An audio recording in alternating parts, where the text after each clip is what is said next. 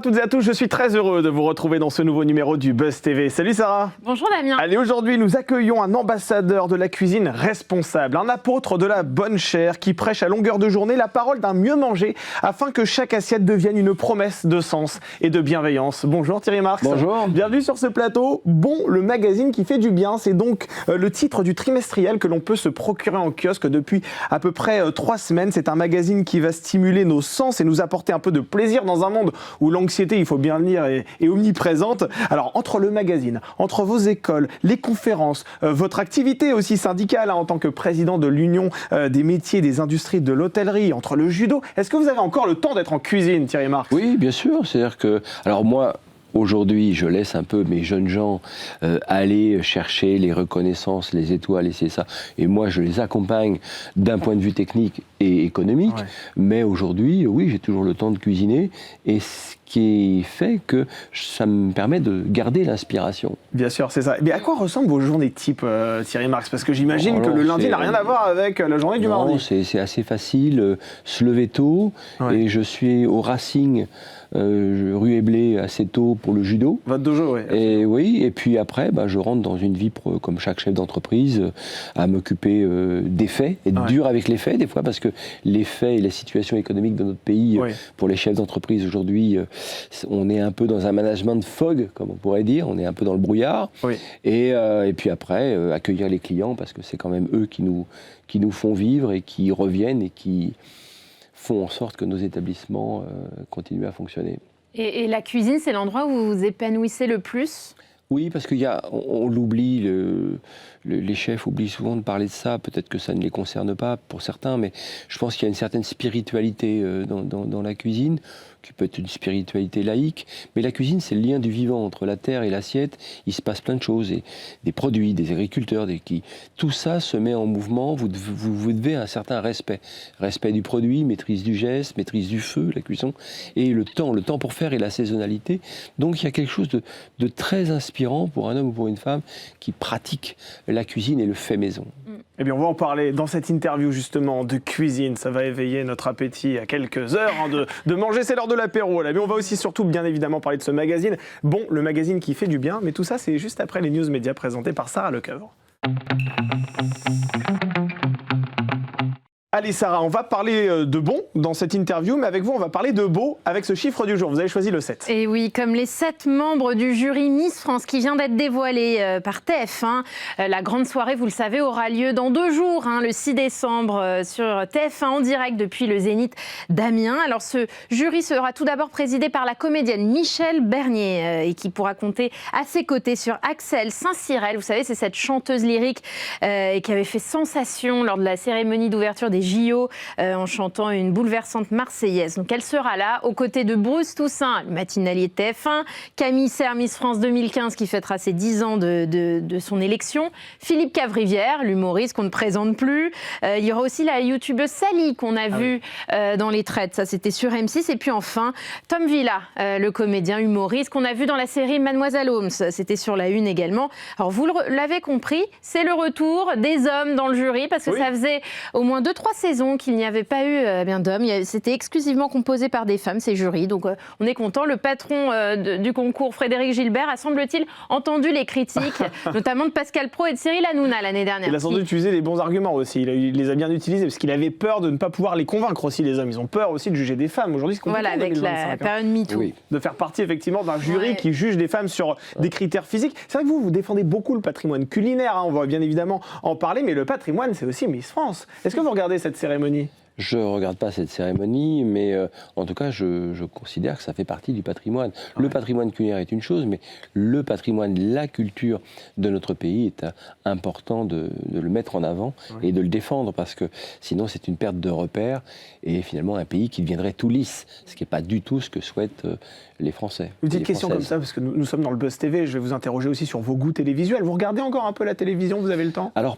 plus beaucoup. Je regarde les news.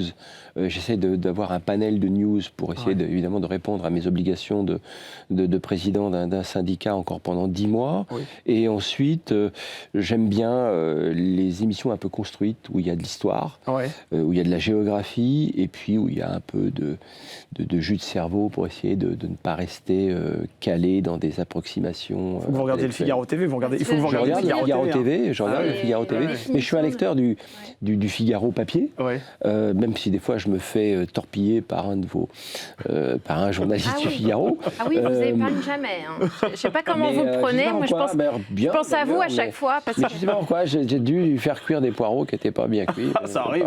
C'est pour ne pas le citer, c'est Stéphane Durand-Souffle. Il n'y a pas qu'avec vous d'ailleurs. Hein. Bon. Oui, non, il n'aime pas ce que je fais et il n'aime pas les actions que je mène. Donc, mais en tout cas, ça ne vous fâche pas avec le journal? Non, pas du tout. Non, je suis un fan même et du Figaro Magazine. Et j'ai eu la chance de partager de longues pages à une époque avec Edgar Morin. Et ça avait été formidable sur le fait qu'il n'y ait pas de conflit entre tradition et innovation. Et c'était... Non, le Figaro, je suis un lecteur et j'aime la presse papier. J'aime la presse papier. Et d'ailleurs, les critiques, elles vous atteignent encore quand on a, je ne sais pas combien d'années de carrière derrière vous. Vous n'avez plus rien à prouver aujourd'hui, Thierry Marx. Non, mais c'est toujours des moments difficiles, mais en même temps, faut garder votre verticalité. Pas la peine de vous coucher pour rien. C'est pas parce qu'on vous critique que vous devez renoncer, d'essayer de rentrer dans un cheminement qui semblerait ressembler à celui des autres. Je sais qui je suis, je sais d'où je viens, je sais où je veux aller. Donc voilà, partant de là, vous assumez, et j'assume la rectitude de mes choix. Allez, on poursuit ces infos médias, on les termine même avec la déclaration d'amour assez jolie, c'est vrai, il faut la qualifier ainsi, de Julien Bugier à sa femme. Ben oui, certains l'ignorent peut-être encore, mais le présentateur du 13h de France 2 est en couple avec Claire Fournier, qui est journaliste à LCI. Alors, ils se sont rencontrés il y a 20 ans. Lui était correspondant à New York et elle, journaliste à Londres. Et ça a été le coup de foudre dans la capitale britannique. Et ensemble, depuis, ils ont eu 2 enfants, Gabriel et Lucien. Alors, dimanche, sur le mythique canapé rouge de Michel Drucker, il a évoqué sa relation. Il s'est laissé aller à la confidence comme rarement, il faut le dire. On n'aime pas trop parler de nous, a-t-il confirmé à Michel Drucker. Néanmoins, il a quand même fait une très jolie déclaration à Claire Fournier. C'est l'amour de ma vie, dit-il, ça fait 20 ans qu'on est ensemble. Est-ce que vous avez déjà vécu le coup de foudre, vous, Thierry Marx? Probablement, oui, mais je suis assez discret avec ça, parce que le coup de foudre, c'est quelque chose qui peut me perturber, donc j'ai toujours essayé de conduire ma vie avec mes propres approches et mes propres choix. Et c'est vrai que le coup de foudre peut être quelque chose de déstabilisant. Bien sûr, parce que vous perdez le contrôle aussi. On perd le contrôle, je déteste. Vous êtes quelqu'un qui aime rester dans le contrôle. Est-ce qu'on a le temps d'avoir une vie de famille, entre guillemets, honorable lorsque l'on a des activités comme vous, de chef cuisinier? C'est vrai que c'est un métier très chronophage. Généralement, vous travaillez au moment où la famille est censée se retrouver le soir. C'est facile de tout conjuguer? C'est difficile de tout conjuguer. Plus on avance dans le temps, plus les enfants grandissent. Il y a un manque que vous allez prendre dans la figure tôt ou tard. Donc un jour, vos enfants vont vous dire t'étais pas là. T'as jamais été là pour les fêtes, pour ci, pour ça. C'est ce qui s'est passé pour vous, c'est ça? C'est ce qui s'est passé, donc je rebascule tout un peu sur les petits-enfants. Après, il faut expliquer aux enfants que j'ai fait tout ce que je pouvais faire de mieux. J'ai pas été parfait, donc il y a une grosse explication en général entre 18 et 20 ans. Eux, ils feront mieux que nous, je sais pas, en tout cas, c'est ce qu'ils prétendent. Mais on a réglé le truc et maintenant c'est génial avec mes enfants. Vous avez 3 enfants, hein, c'est ça? 3 enfants, et une fille aînée. Et 2, 4, je compte, 3 et 2, 5. 5 petits enfants. Quand même. Et vous êtes quel genre de papy? Vous êtes un papy poule? Non, mais je suis un papy action, sport, plein de trucs. Pas de sédentarité avec vous? Ah non, pas de sédentarité. La console, c'est mort. Non, puis vraiment, on fait la cuisine ensemble, on fait plein de choses, ils sont un peu répartis sur la planète. Donc, non, c'est génial. J'ai des enfants et des petits-enfants. Et donc, je fais quand il faut faire le papy gâteau, alors j'interdis le non papy. C'est vrai? On vous appelle comment? C'est Maxou. Ah, c'est vrai. Ouais, Maxou, ça leur semble papy, facile. Vous n'aimez pas parce que ça vous vieillit, c'est ça vous? Non, pas du tout, mais je trouvais ça moche. Donc ça avait un côté petit papy fait de la résistance. Oui, c'est ce que je dis, ça fait penser que papy voûté. Donc ils ont adopté Maxou parce que Max était compliqué, Marc c'est compliqué, c'est un nom un peu compliqué. Et donc Maxou, ils trouvent ça très pratique. Vous les avez un peu initiés au judo aussi quand même? Alors oui, mais j'ai une de mes petites filles qui fait pas de judo, mais qui fait du full contact, de la boxe américaine, et puis une autre qui fait de la gym, et puis les autres, c'est il y a du foot et il y a du judo. Oui. Ça doit être animé lors des repas de famille à Noël. Il ne faut pas parler politique, si on n'est pas d'accord avec vous. C'est le 4e dan, c'est ça? Oui, je suis dans les passages de grade là, en ce moment. Ouais. Vous allez passer le 5e dan? Je voudrais le passer, alors je voudrais prendre un peu plus de temps, et j'attends la fin de mon mandat, à l'UMI pour me reconsacrer plus sur les passages de grade dans le kendo et dans le judo. Vous savez, vous n'êtes pas obligé de nous menacer, nous on pose très sympa. Ce sont des sports très pacifiques. Absolument. Ce sont des sports, des disciplines de construction, pas de destruction. Oui. Ça construit les hommes avant de les amener au combat. C'est ce qu'il y a de plus intéressant dans la pratique des arts martiaux. Et ce qu'il y a d'intéressant, et je clôt là-dessus, mais c'est que dans les arts martiaux, il y a un code moral. Ouais. J'ai découvert que dans le monde politique que j'ai fréquenté, il n'y avait pas de code moral. C'est vrai, le Shingitai, comme on dit. Le Shingitai, c'est exactement. En japonais. Allez, on va parler justement de ce magazine qui nous fait du bien. Ça s'intitule Sobrement Bon et c'est dans l'interview du Buzz TV. Alors vous savez, quand j'ai reçu ce magazine, moi je pensais honnêtement qu'on allait parler gastronomie. Et puis quand j'ai posé mes yeux sur cette couverture, je suis tombé sur le nom de Maya Mazorette, qui est spécialiste sexo. 24 heures de désir, c'est si bon de se faire du bien. Est-ce que ça veut dire qu'on va se faire du bien autrement qu'en cuisine avec ce magazine? Oui, parce qu'on peut se faire du bien à lit, on peut se faire du bien à découvrir, on peut se faire du bien en mangeant. Et c'est tous les symboles que nous évoquons dans ce magazine. Mais la cuisine, c'est quoi? C'était ce que disait Archestrate quelques siècles avant Jésus-Christ. Il disait, la cuisine, c'est plaisir, bien-être, santé. Et c'est vrai qu'il y a un gros point santé, et il y a aussi des points plaisir, et finalement, tout est lié. Et on le dit souvent avec Romain Jubert, on dit, les racines de l'esprit naissent dans l'estomac. Ouais. Et c'est complètement vrai. D'ailleurs, Brillat-Savarin disait à peu près la même chose. L'homme se nourrit, somme l'homme d'esprit sait manger. Donc il faut travailler ce côté culturel, ne pas être gêné par ça, définir ce qu'est le bon. Quand on parle d'un bon produit, c'est quoi un bon produit? Il faut mesurer son impact social, la rémunération de l'agriculteur par exemple, et l'accessibilité pour le plus grand nombre à une bonne alimentation, l'impact environnemental, absolument nécessaire. C'est ce que vous faites avec le collectif Bleu Blanc Cœur. Hein, exactement, et l'impact nutritionnel. Tout ça, on le mesure, et dans un magazine qui se veut lumineux, bienveillant, avec Louise Petit-Renaud, que j'aime beaucoup, qui a amené d'ailleurs cette signature avec un regard de sa génération sur la gastronomie. On n'est pas forcément obligé de rentrer dans des nostalgies qui souvent sont l'antichambre de la dépression. Non, il y a une réalité, il y a des combats à mener, parce que l'alimentation, le bon, je dis bien la loi sur le bon, la règle du bon, c'est un combat politique. Le vivre ensemble, c'est du bon, et du bon sens, bien souvent. Et ça, il faut qu'un magazine en parle. Et alors, vous écrivez dans votre édito que le repas était une trêve, une langue commune. Vous trouvez qu'aujourd'hui, ce n'est plus le cas ? Non, c'est plus le cas. Le risque, c'est qu'on n'accepte plus la commensalité, disent les sociologues, de pouvoir manger ensemble. Dans le manger ensemble, c'est pas forcément de faire des banquets plantureux, c'est de dire j'accepte la différence de l'autre. Et dans un instant où vous mangez avec l'autre, il y a un lien de confiance qui s'anime, que vous ne pouvez pas animer à d'autres moments. Parce qu'il y a toujours un risque quand on se dit je ne sais pas ce qu'il mange, moi je ne sais pas ce qu'il mange, donc je me méfie. Or que là, quand vous mangez ensemble, quand vous partagez ces instants, c'est important, et c'est de la reconnaissance de l'autre, avec une codification. Vous êtes à table, assis. Et ça, c'est écrit depuis Talleyrand. Talleyrand l'explique très très bien, et il faut continuer à maintenir ce lien social. Et c'est pour ça que je défends les restaurateurs et que je défends le fait maison, parce que ce lien social, que ce soit en milieu rural, on voit comment il a été oxydé, et ce lien social qui a été perdu parce que vous n'avez plus l'accessibilité à des restaurants de qualité avec des prix attractif, parce que les gens qui faisaient du fait maison sont écrasés par les charges. Tout ça, il faut en parler sainement, pas la peine de chercher des boucs émissaires, cherchons des solutions, et on attend aujourd'hui que nos politiques, au sens étymologique du terme, amènent des solutions plutôt que de chercher en permanence des coupables. Et vous pensez aujourd'hui qu'on s'alimente mal, que la jeune génération, entre autres, n'est plus éduquée d'un point de vue alimentaire et s'alimente pas forcément de la bonne manière ? Mais ne parlons pas que de la jeune génération. On s'alimente mal parce qu'il y a une fracture sociale depuis 40 ans. Et sur cette fracture sociale est née une alimentation à 2 vitesses. Une alimentation pour les gens qui ont un reste à vivre suffisant et qui se disent bon, je comprends et je peux acheter un petit peu ce que je veux. Et puis une alimentation pour ceux qui n'ont pas un reste à vivre suffisant et qui se jettent sur des choses qui sont terrifiantes des fois en termes d'aliments transformés et qui ne permet pas à ces personnes de s'alimenter correctement. Quand vous regardez simplement l'impact santé lié à l'alimentation, c'est 19 milliards sur la sécurité sociale. Donc il faut s'interroger sur le mieux manger pour tous. Donc ce qui veut dire, c'est l'éducation. Donc ça veut dire que c'est la petite enfance. Dès la petite enfance, vous commencez à travailler sur des cours pédagogiques de gastronomie, ce qui fera qu'à l'adolescence, ces jeunes gens arriveront en étant plus des mangeurs que des consommateurs.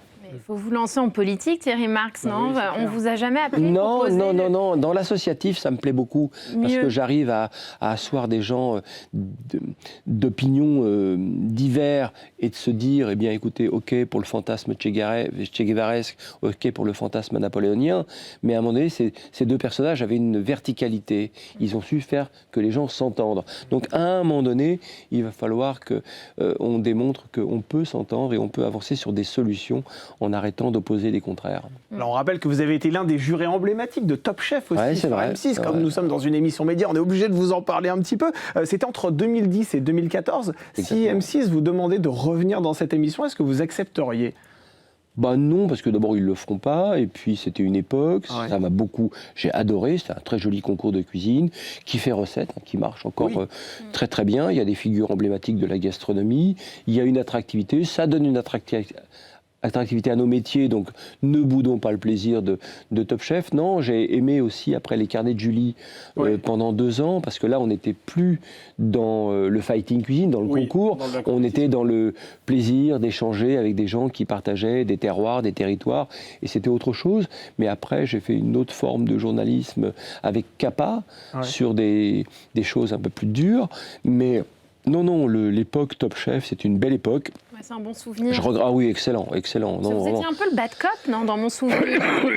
Non, mais oui, parce que je ne savais pas le faire, surtout. Puis alors, comme j'ai les oreilles des fois un peu gonflées, là, l'oreillette ne tenait pas, donc c'était compliqué. Non, puis on débutait. C'était, faut dire que les 4 premières années de Top Chef, on ne l'avait jamais fait. Oui, et puis à l'époque, le milieu se pinçait un peu le nez en regardant Top Chef, alors qu'aujourd'hui, tout le monde y va. Moi, je pourrais vous faire lire des critiques de gens qui... Ah, Thierry Marx, il a accepté Top Chef. Et puis des gens qui, aujourd'hui, marchent à genoux pour aller se faire filmer à Top Chef. Hein, donc, bon... mais bon, les idiots qui ne changent pas d'avis, c'est pas grave. Et vous regardez toutes les émissions culinaires qui se développent beaucoup sur M6, principalement. Non, j'apprends le japonais, donc je regarde des émissions en japonais. Ah oui. Et je révise aussi mon anglais, souvent sur les émissions en anglais, parce que mes enfants, moi, vivent aux États-Unis. Mais non, en France, aujourd'hui, j'ai beaucoup aimé les carnets de Julie. Et fourchette et sac à dos. Ben oui, parce qu'on allait au contact. On allait au contact des terroirs. J'ai beaucoup aimé ce que j'ai pu faire avec Jean-Luc Petit-Renaud à une autre époque. Hein, ça ne me rajeunit pas, mais c'était bien parce qu'on allait au contact des gens qui pensaient une cuisine du quotidien, quoi. Pas... on n'était pas dans... Alors que moi, j'étais déjà dans la recherche, le développement... L'excellence. Puis des trucs, des fois, un peu, j'avoue, un peu compliqués quand même. C'est vrai qu'il existe aujourd'hui aussi cette émission, toujours diffusée sur M6, qui s'appelle Cauchemar en cuisine, où Philippe Etchebest se rend au contact des restaurateurs qui rencontrent de véritables difficultés dans leur établissement. Vous en pensez quoi de cette émission en tant que président de l'Union des métiers des industries de l'hôtellerie? Philippe Etchebest, il mériterait une Légion d'honneur justement pour peut-être aussi sauver ce secteur qu'est la restauration et les aider? Je pense qu'on ne peut pas comparer une émission avec toute la légitimité que peut avoir cette émission et ce que vit aujourd'hui les entreprises qui vivent une véritable mutation. C'est un peu plus profond qu'une simple émission, mais c'est bien d'en parler au travers d'une émission. Il y a aussi beaucoup de gens, et ça c'est ce qu'on remarque dans l'émission qui est faite par M6, c'est de remarquer des gens qui vont vers ces métiers sans avoir aucune compétence. Et c'est là où il faut peut-être remettre un cadre pour l'accessibilité à ces métiers, parce que la catastrophe, quand elle est là, elle est économiquement très dure à vivre. Elle est dure à vivre économiquement, mais elle est dure aussi à vivre physiquement. Donc c'est une bonne émission qui fait réfléchir, qui imposerait qu'on mette des règles pour entrer dans ces métiers. Mais non, moi, je n'ai pas d'avis là-dessus. Mais aujourd'hui, quand on parle de fermeture de restaurants, c'est des problèmes qui sont un peu plus structurels que conjoncturels. Thierry Marx, le bon, c'est le voyage, et le voyage, c'est bon. C'est la raison pour laquelle nous avons décidé de faire une petite escapade à travers les lieux qui ont ponctué votre vie. Alors, on va commencer, il y a très très longtemps, enfin, sans faire insulte, bien évidemment, à Champigny-sur-Marne. Champigny-sur-Marne, c'est là-bas que vous avez grandi, dans la cité du Bois-l'Abbé. À cette époque, est-ce que vous étiez déjà un peu le chef d'entreprise raisonné que vous êtes devenu ? Alors non, d'abord ma préadolescence, ma petite enfance, je vais la passer dans le 20e arrondissement de Paris, et ça va vraiment me donner ce quartier, le goût de l'effort, le goût du voyage, parce que c'est que des rues qui ont des noms incroyables, la rue du Japon, la rue de la Chine, etc. Quand j'arrive au Bois-l'Abbé, c'est plus compliqué, c'est 3000 et quelques logements et rien. Ouais. Donc c'est la théorie de la cage d'escalier, c'est l'enfermement, c'est le silo. Ce qui va me sauver, je dis bien, je peux employer ce terme, c'est de rencontrer le club de judo de Champigny-sur-Marne et le ring montreuillois pour la boxe. Et là, je vais découvrir que je ne suis pas d'abord aussi bête que je le pensais. Mes professeurs le pensaient, que je vais comprendre qu'on peut faire pour apprendre. Et ce qui va m'extraire du quartier du Bois-l'Abbé et ensuite du quartier des Boulereaux. Parce que là, rien n'est fait pour qu'on arrive dans ces quartiers, il n'y a rien. Nos collèges sont en préfabriqué, on y rentre et on en sort un petit peu comme on veut, et c'est la théorie de la cage d'escalier qui est en train de, comme je viens de l'évoquer, qui est en train de s'imposer, et on voit les dégâts que ça fait aujourd'hui. Donc c'est le sport qui va me redonner un cadre éducationnel, un cadre où je comprends le faire pour apprendre, et puis de me remettre en harmonie avec la République française qui avait des atouts à me proposer. Allez, on quitte la France pour rejoindre le pays du Liban, car le grand public ne le sait pas forcément, mais vous avez été parachutiste dans l'infanterie de marine.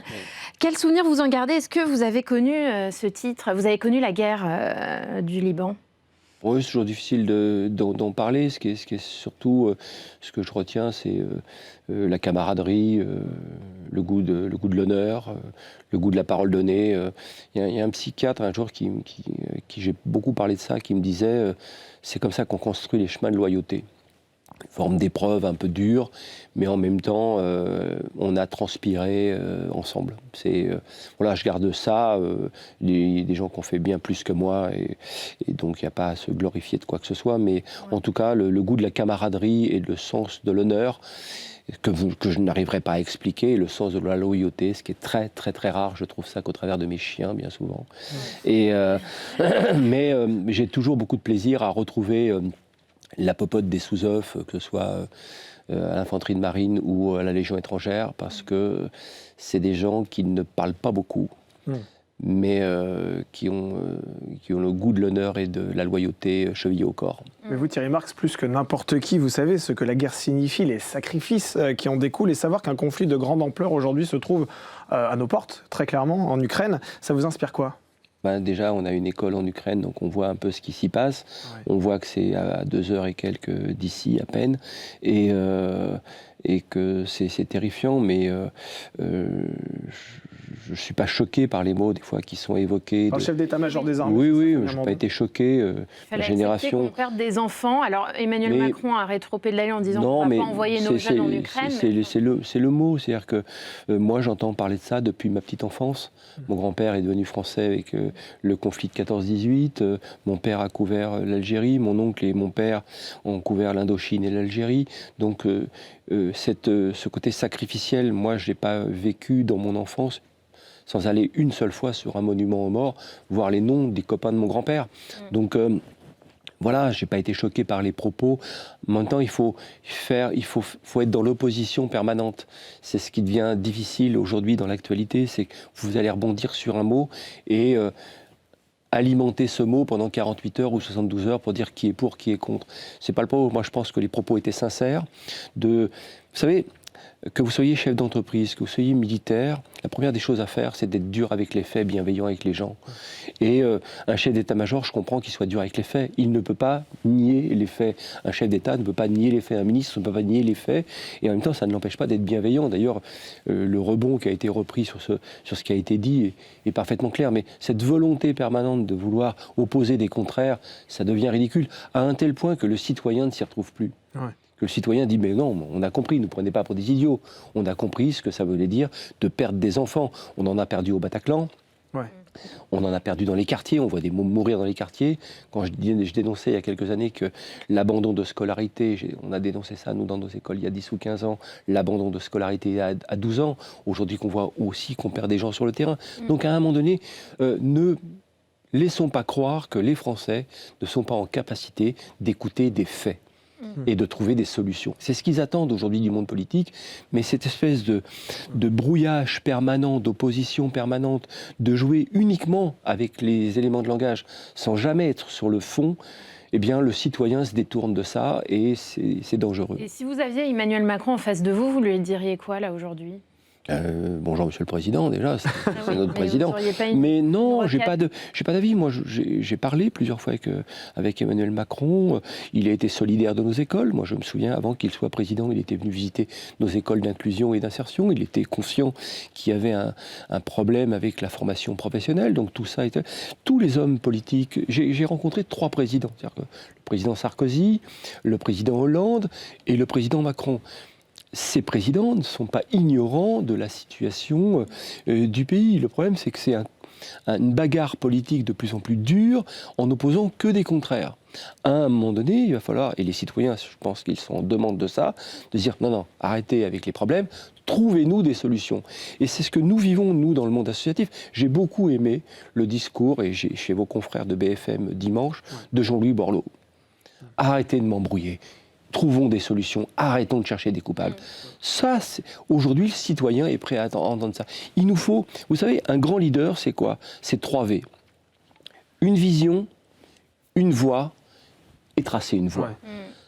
Point, c'est ce qu'on attend. On sait que ça va être dur, on sait que ça va être difficile, et à un moment donné, faites-nous confiance. Retrouvez de la confiance. Pourquoi je défends le fait maison ? Protégeons l'artisanat. L'artisanat est un rôle modèle dans nos quartiers. Vous voyez une petite entreprise qui réussit, vous pouvez vous identifier à elle.